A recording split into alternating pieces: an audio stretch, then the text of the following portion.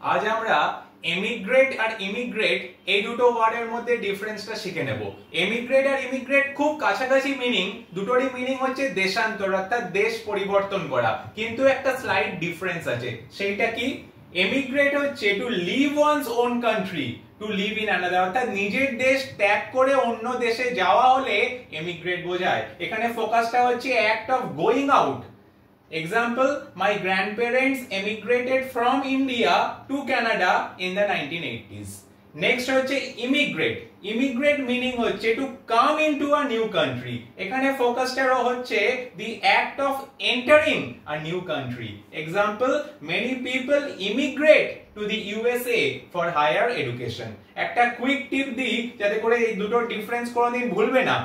দেখো, এমিগ্রেট শুরু হচ্ছে ই দিয়ে, যেটা দিয়ে হচ্ছে এক্সিট। এক্সিট মানে হচ্ছে লিভ আ কান্ট্রি, একটা দেশ ত্যাগ করে যাওয়া। এবং ইমিগ্রেট শুরু হচ্ছে আই দিয়ে, যেটা দিয়ে হয় ইন। ইন মানে হচ্ছে একটা নতুন দেশে প্রবেশ করা। তাহলে এই হচ্ছে দুটোর মধ্যে ডিফারেন্স। Thank you.